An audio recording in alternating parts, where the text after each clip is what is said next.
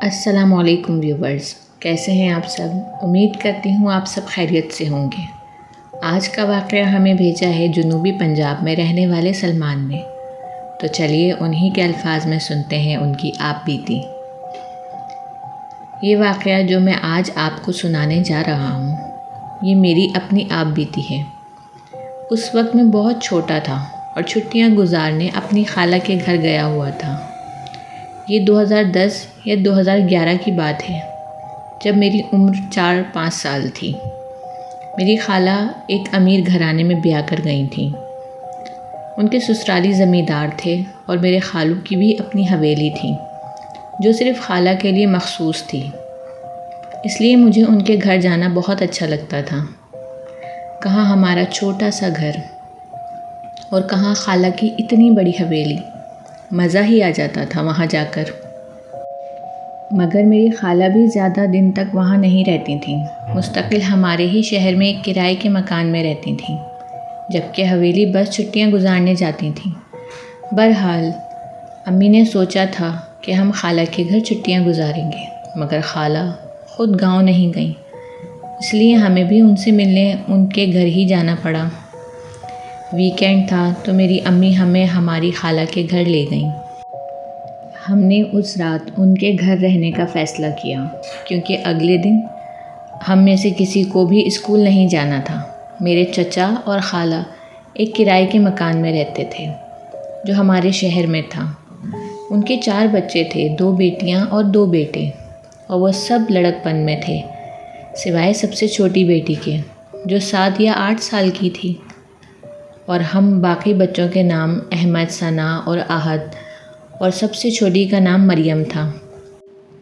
میں اس رات کے واقعے کی ہر چیز کی وضاحت کرنے کی کوشش کروں گا جو مجھے یاد ہے، کیونکہ ظاہر سی بات ہے میں اس وقت بہت چھوٹا تھا اور مجھے پری اسکول جاتے ہوئے بس 2 سال ہی ہوئے تھے، لیکن اس عمر میں بھی مجھے کچھ تجربات ایسے ہوئے کہ ان کی وجہ سے مجھے بھوت پریت کی موجودگی کا علم تھا۔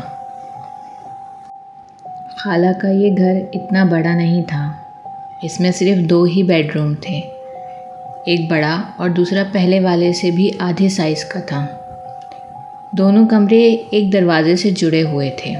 بڑے کمرے کا دروازہ تھا جو ایک کونے میں چھوٹے کمرے کی طرف کھلتا تھا، یعنی دونوں کمروں کے درمیان ایک دروازہ تھا جس سے ہم ایک سے دوسرے کمرے میں جا سکتے تھے، اور دوسرا دروازہ ایک کونے میں بیلکنی کی طرف تھا۔ یہ دونوں دروازے بالکل سیدھ میں تھے اور میرا بستر ان دونوں دروازوں کے درمیان تھا۔ میری والدہ، میں اور میرے 2 بہن بھائی اور میری خالہ اور ان کی 2 بیٹیاں ثنا اور مریم بڑے کمرے میں سونے کے لیے لیٹے تھے، اور میرے چچا اور ان کے 2 بیٹے احمد اور احد چھوٹے کمرے میں سونے کے لیے لیٹے تھے۔ اس رات ہم سب کھانا کھا کر گپ شپ لگا کر کہانیوں کے بعد سو گئے۔ مجھے سوئے ہوئے کافی دیر گزر گئی۔ میرا خیال ہے کہ رات کافی گزر چکی ہوگی جب میں چھوٹے کمرے کی طرف جانے والے دروازے پر کسی کی دستک کی آواز سے اٹھا۔ میں نے گھبراہٹ میں اس وقت دیکھا۔ آدھی رات کو اتنی ایمرجنسی میں ایک چھوٹے سے بچے سے آپ کیا توقع کر سکتے ہیں؟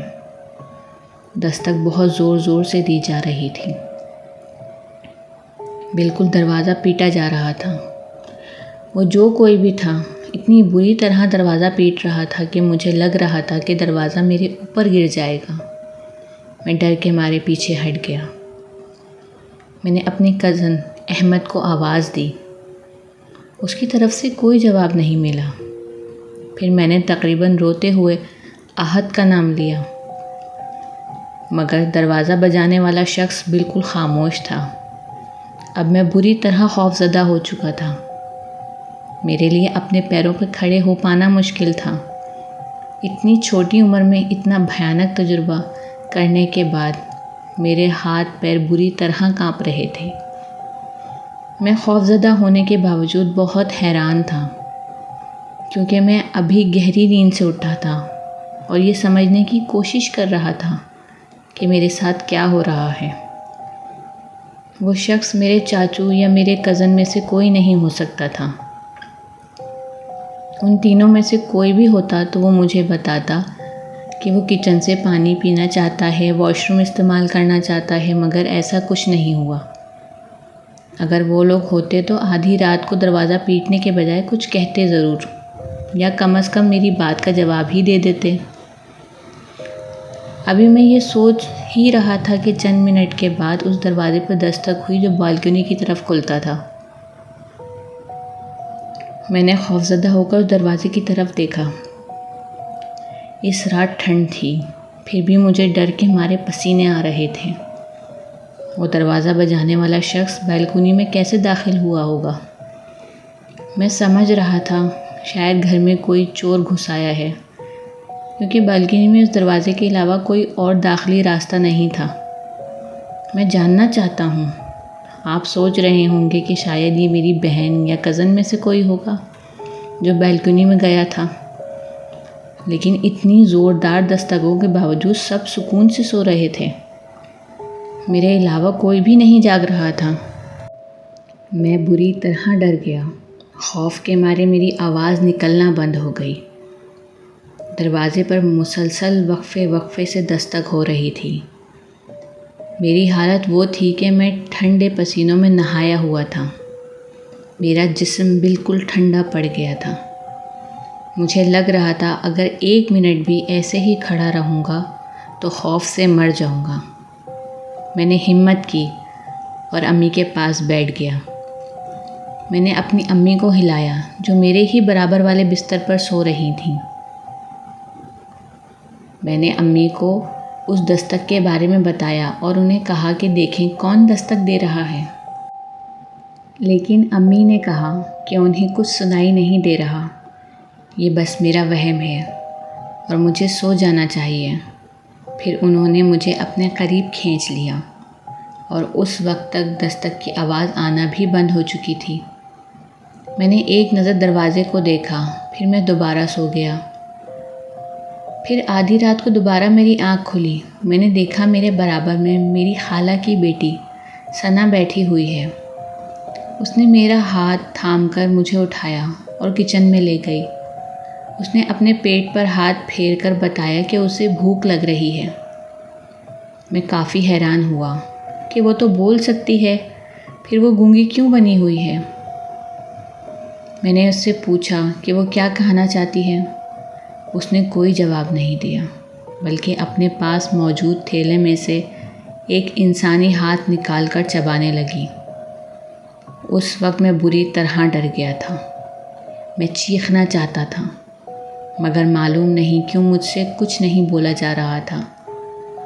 میں آج بھی حیران ہوں کہ میں کس طرح آرام سے واپس آ کر اپنے بستر پر جا کر لیٹ گیا اور پھر گہری نیند سو گیا۔ اگلی صبح سب سے آخر میں میری آنکھ کھلی۔ میں نے جاگنے کے بعد کسی کو کچھ نہیں بتایا۔ کوئی آواز تھی جو مجھے اندر سے کچھ کہنے سے روک رہی تھی۔ میں سب کے ساتھ بیٹھ کر ناشتہ کر رہا تھا کہ اچانک میری نظر دونوں کمروں کو ملانے والے دروازے پر پڑی۔ دروازے میں ثنا کھڑی ہو کر مسکرا رہی تھی اور اپنی خون آلود انگلی سے مجھے چپ رہنے کا اشارہ کر رہی تھی۔ میں نے گھبرا کر نظریں پھیر لیں۔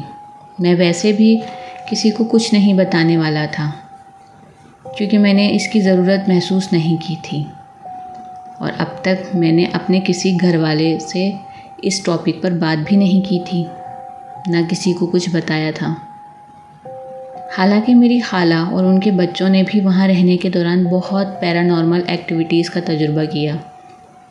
کبھی انہیں واش روم سے کسی کے ہنسنے کی آوازیں آتی تھیں جبکہ واش روم خالی ہوتا تھا، تو کبھی میری کزن ثنا جب اکیلی کچن میں کام کر رہی ہوتی تھی تب اسے ایسا محسوس ہوتا تھا جیسے کوئی کچن کے پاس سے گزر گیا ہے، حالانکہ وہاں کوئی نہیں ہوتا تھا۔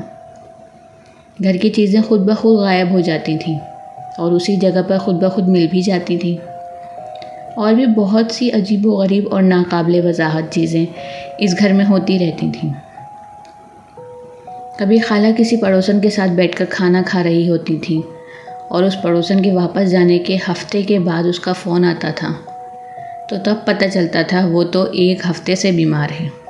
سمجھ نہیں آتا تھا کہ کون خالہ کے ساتھ کھانا کھا کر گیا ہے۔ ایک بار میری خالہ گھر پر نہیں تھیں۔ نیچے رہنے والے دکانداروں نے شام کو میری خالہ کو گھر واپس آتے دیکھ کر بتایا، ہم نے لانڈری ایریا میں کسی کے رونے کی آواز سنی ہے۔ ہم نے پوچھا کہ وہاں کون ہے، لیکن کسی نے جواب نہیں دیا۔ ہنسی کی آوازیں مسلسل آ رہی تھیں۔ پریشان ہو کر ہم میں سے ایک شخص پتہ کرنے کے لیے اوپر گیا، لیکن وہاں کوئی نہیں تھا اور گھر کے اندر سے رونے کی آوازیں مسلسل آ رہی تھیں، جبکہ دروازے پر تالا پڑا ہوا تھا۔ وہ شخص ڈر کے مارے گھبرا کر نیچے بھاگا۔ اسے کھڑکی میں سے کسی کا سایہ بھی لہراتا ہوا نظر آیا۔ اس واقعے کے بعد لوگوں نے وہاں جھانکنا بھی چھوڑ دیا۔ میری خالہ اس گھر میں 3-4 سال رہیں اور پھر کسی وجہ سے انہوں نے وہ گھر چھوڑ دیا۔ مجھے نہیں معلوم کہ وہ گھر اب کس حال میں ہے اور میں نے اپنی خالہ سے کبھی اس بارے میں کچھ نہیں پوچھا، کیونکہ ان کی زندگی پہلے ہی بہت خوفناک تجربات سے گزرتی رہی ہے۔ میں نہیں چاہتا کہ خالہ میری کسی بات کی وجہ سے خوفزدہ ہو جائیں۔ میرے خیال میں جو بھی وہاں رہتا تھا اس کا مقصد کبھی کسی کو نقصان پہنچانا نہیں تھا، سوائے انہیں ڈرانے کے۔ شاید وہ صرف یہی چاہتا تھا کہ لوگ اس کی موجودگی سے آگاہ رہیں۔ مگر میں وہ خوفناک رات کبھی نہیں بھول سکتا جو میں نے خالہ کے گھر پہ آنکھوں میں اتنے خوفناک تجربے کے ساتھ گزاری تھی۔ ویورز، یہ تھی سلمان کی آپ بیتی۔ اگر آپ کے ساتھ بھی کوئی خوفناک واقعہ پیش آیا ہے یا آپ کسی خوفناک واقعے کی چشمدید گواہ رہ چکے ہیں تو لکھ بھیجیے ہمیں اپنی داستان ڈسکرپشن میں موجود ای میل پر۔ اللہ نگہبان۔